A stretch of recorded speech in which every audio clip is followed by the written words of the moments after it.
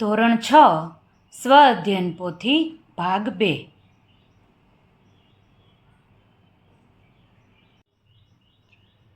પાના નંબર 46 પ્રકરણ 2 પૂર્ણ સંખ્યાઓ. પ્રશ્ન 1 સાચો વિકલ્પ પસંદ કરી બોક્સમાં લખો. પહેલો પ્રશ્ન 48 અને 88 વચ્ચે કેટલી પૂર્ણ સંખ્યાઓ આવે? 39. વિકલ્પ આવશે સી. બીજો પ્રશ્ન નીચે કેટલાક શહેરોનું તાપમાન આપેલ છે, તેમાંથી કયા શહેરમાં ઠંડી સૌથી વધુ હશે? જેટલું ઓછું તાપમાન હોય તેટલી ઠંડી વધારે હોય. તેથી વિકલ્પ આવશે બી અંબાજી 30°. ત્રીજો પ્રશ્ન 999ની તરત પછીની અને તરત પહેલાંની સંખ્યાનો ગુણાકાર કેટલો થાય? 999 તરત પછીની સંખ્યા શોધવી હોય તો +1 કરવું પડે. 999 + 1 1000 થાય. પહેલાંની સંખ્યા શોધવી હોય તો -1 કરવું પડે. 999માંથી 1 બાદ કરીએ તો 998 થાય. 998 × 1000 કેટલા થશે? 9,98,000. તેથી વિકલ્પ આવશે બી. ચોથો પ્રશ્ન નીચે પૈકીની પૂર્ણ સંખ્યાઓમાંથી કઈ પૂર્ણ સંખ્યા પૂર્વે અન્ય કોઈ પૂર્ણ સંખ્યા ન મળે? જે પૂર્ણ સંખ્યાઓ નીચે ઓપ્શનમાં આપેલી છે તેમાંથી એવી કઈ પૂર્ણ સંખ્યા છે જેની પૂર્વે એટલે પહેલા કોઈ પણ બીજી પૂર્ણ સંખ્યા ન મળે? તો 0 એવી સંખ્યા છે કે 0ની પહેલાં હવે કોઈ પૂર્ણ સંખ્યા નથી. તેથી વિકલ્પ આવશે બી.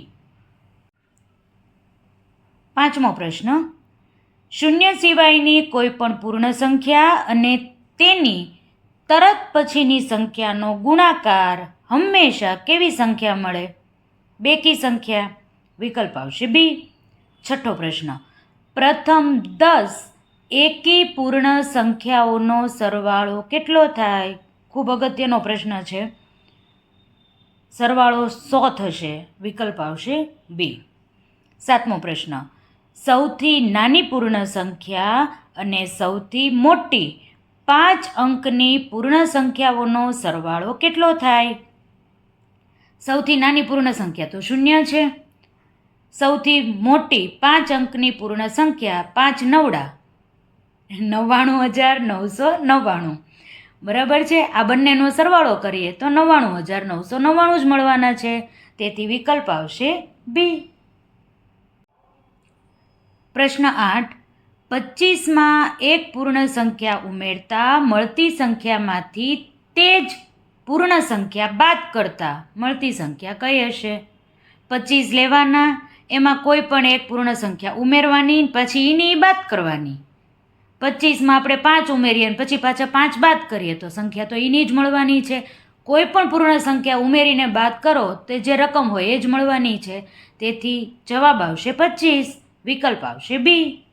નવમો પ્રશ્ન સંખ્યા રેખા પર 2ની તરત જમણી બાજુએ કઈ સંખ્યા આવશે? આ 2 છે, એની તરત જમણી બાજુએ આપણને 3 મળશે. તેથી વિકલ્પ આવશે સી. 10મો પ્રશ્ન 51 થી 71ની વચ્ચે આવતી એકી પૂર્ણ સંખ્યાઓ કેટલી હોય? 9. વિકલ્પ આવશે બી. પ્રશ્ન 2 ખાલી જગ્યા પૂરો. પહેલો પ્રશ્ન 9,998 અને 10,000ની વચ્ચે આવતી પૂર્ણ સંખ્યા કઈ? 9,999.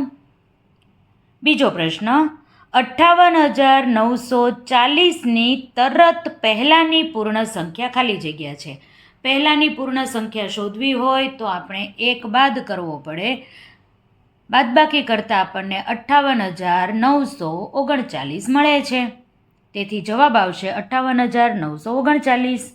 ત્રીજો પ્રશ્ન 2 અંકોની કુલ ખાલી જગ્યા પૂર્ણ સંખ્યાઓ છે 90. સંખ્યા રેખા પર 0 એ 5ની ખાલી જગ્યા બાજુએ આવે.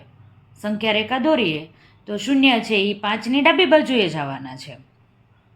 સંખ્યા રેખા પર 10થી 5 પર આવવા માટે ખાલી જગ્યા બાજુ ખસવું પડે. 10 ઉપરથી 5 બાજુ આવવું હોય તો આપણે ડાબી બાજુ ખસવું પડે. તેથી જવાબ આવશે ડાબી. છઠ્ઠો પ્રશ્ન 90,998, 99,233. આમાં યોગ્ય નિશાની મૂકો તો 99,233 મોટા છે, તેથી આપણે આ નિશાની પસંદ કરીશું. પ્રશ્ન 3 નીચેના વિધાનો ખરા છે કે ખોટા તે જણાવો. પહેલો પ્રશ્ન દરેક પૂર્ણ સંખ્યાની પૂર્વે અન્ય પૂર્ણ સંખ્યા મળે જ. ખોટી વાત છે. દરેક પૂર્ણ સંખ્યાની પૂર્વે ન મળે. દાખલા તરીકે આપણે 0 લખીએ તો 0ની પહેલાં આપણને કોઈ સંખ્યા પૂર્ણ સંખ્યા મળતી જ નથી, તેથી જવાબ આવશે ખોટું. બીજો પ્રશ્ન કોઈ પણ બે ક્રમિક પૂર્ણ સંખ્યાની વચ્ચે પૂર્ણ સંખ્યા મળે? ન મળે.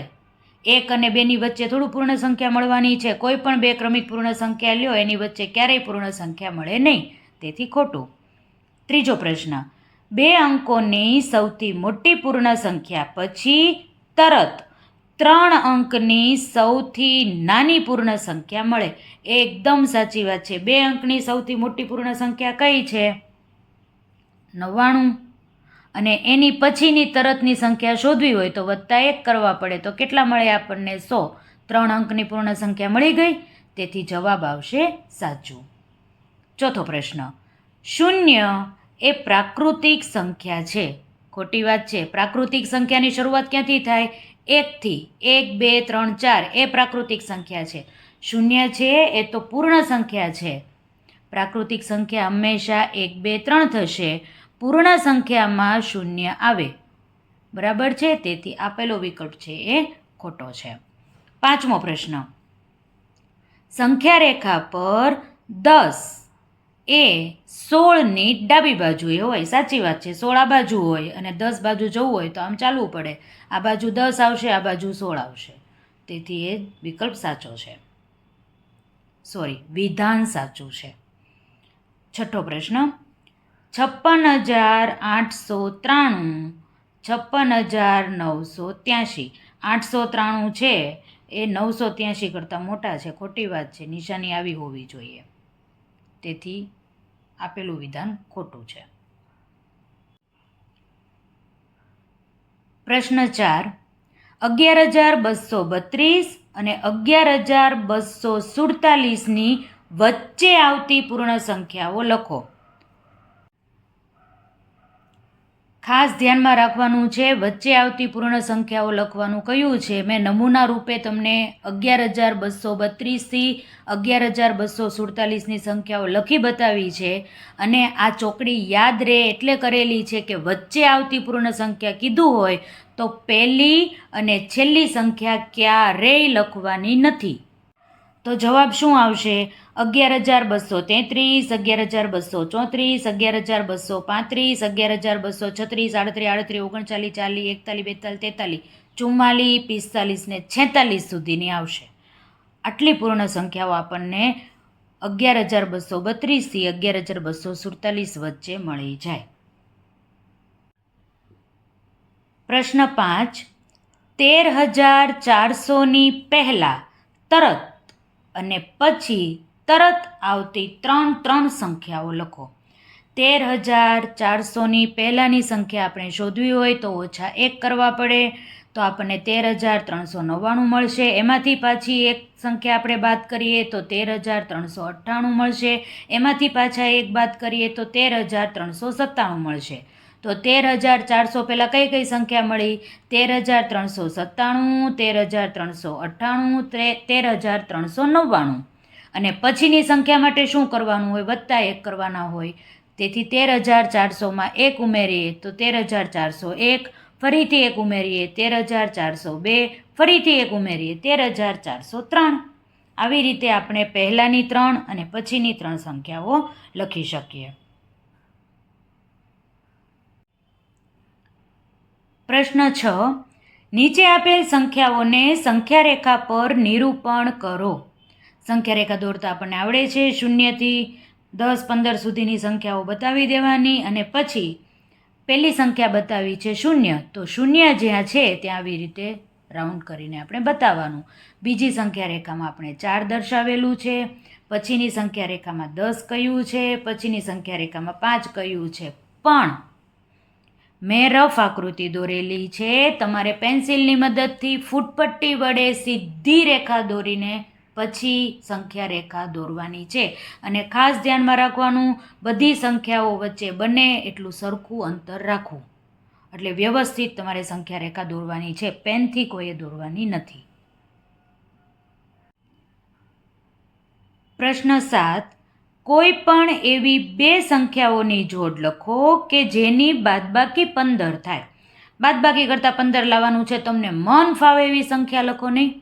બરાબર. 30માંથી 15 બાદ કરીએ તો એ 15 મળવાના છે. 25માંથી 10 બાદ કરીએ તો પણ 15 મળવાના છે.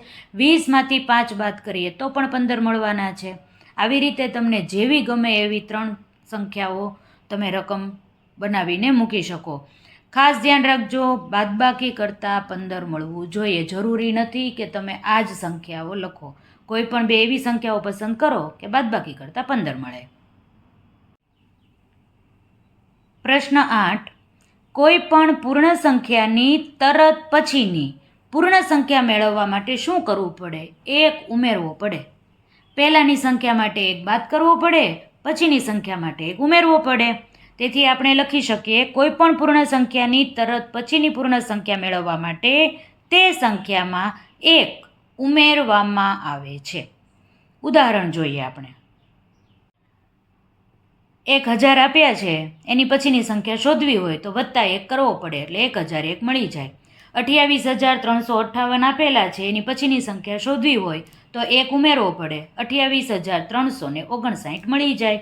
હજી એક નાનું એવું ઉદાહરણ લઈ લઈએ. 99 છે, 99ની પછીની તરતની સંખ્યા આપણે શોધવી છે, +1 ઉમેરીએ, 99 + 1 કરતાં 100 મળી જાય. જાતે કરીએ. પહેલો પ્રશ્ન. પૂર્ણ સંખ્યાઓ અસંખ્ય છે. આવી જ રીતે તમારી આસપાસ જોવા મળતી અસંખ્ય વસ્તુઓની યાદી બનાવો. જેની પૂર્ણ ગણતરી ન કરી શકાય તેમને તમે કોષ્ટકમાં લખો.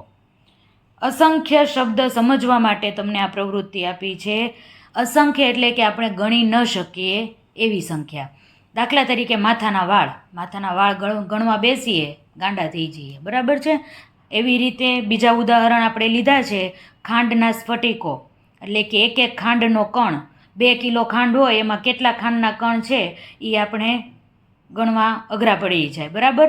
રણ પ્રદેશની રેતીના કણ, આકાશના તારા, કીડીઓનું આખું જૂથ હોય, વરસાદના ટીપા, વૃક્ષના પર્ણો, મેદાનની રેતી. આપણા રમતનું મેદાન છે એમાં કાંકરાન રેતીને એવું બધું હોય, કપચીને એવું બધું ગણવા ક્યારે બેસવું.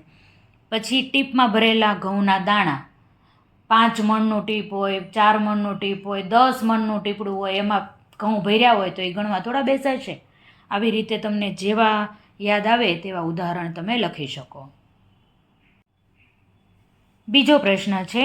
સંખ્યા રેખાની મદદથી નીચેની ગણતરી કરો. 5 + 2 કરવાનું છે. એકદમ સરળ છે.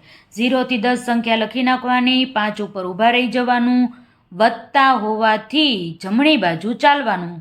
કેટલા ઠેકડા મારવાના? 2. 5થી ઊભા રહીએ, 2 કૂદકા મારવાના છે. પહેલો કૂદકો 6, બીજો કૂદકો 7. ક્યાં પહોંચી ગયા? 7. તેથી લખી શકીએ 5 + 2 = 7. બીજો પ્રશ્ન છે. ગુણાકાર કરવાના છે. 3 × 5. 3 × 5ની કિંમત આપણે શોધવાની છે. તમારે પેન્સિલથી વ્યવસ્થિત ફૂટપટ્ટીથી પેન્સિલ વડે લીટી દોરી બધા જ અંક વચ્ચે સરખો ગેપ રાખીને સંખ્યા રેખા દોરવાની છે. મારે થોડી ઉતાવળ થઈ ગઈ છે, છેલ્લે ખીચડી થઈ ગઈ છે. તમારે એવું કરવાનું નથી. એક સરખી સંખ્યા વચ્ચેની અંતરમાં સંખ્યા રેખા દોરવાની છે. ચાલો જોઈએ. ગુણાકાર હંમેશા 0થી શરૂઆત થાય, આપણને ખબર છે. અને 3 ગેપ રાખવાનો અને 5 કૂદકા મારવાના. ખાસ યાદ રાખજો, સીધા 5 કૂદકા 3 વખત નહીં મારી નાખતા, એ દાખલો ખોટો પડશે. 3 ગેપ રાખવાનો, 5 કૂદકા મારવાના. તો પહેલો કૂદકો 3, બીજો કૂદકો 6, ત્રીજો કૂદકો 9, ચોથો કૂદકો 12, પાંચમો કૂદકો 15. તેથી 3 ગુણ્યા 5 15 મળે. ત્રીજો પ્રશ્ન 11 ઓછા 7. હવે બાદબાકી છે એટલે આપણે ચાલવું પડે ડાબી બાજુ. ઊભું ક્યાં રહેવાનું 11 પર? જો અહીંયા 11 ઊભી, બરાબર. અને 7 ઠેકડા મારવાના છે, 1 2 3 4 5 6 ને 7. તો 7 કૂદકા માર્યા તો જવાબ મળ્યો 4. તેથી આપણે ડાબી બાજુ દર્શાવશું, એની ઉપર 11 ઓછા 7 બરાબર 4 લખીશું.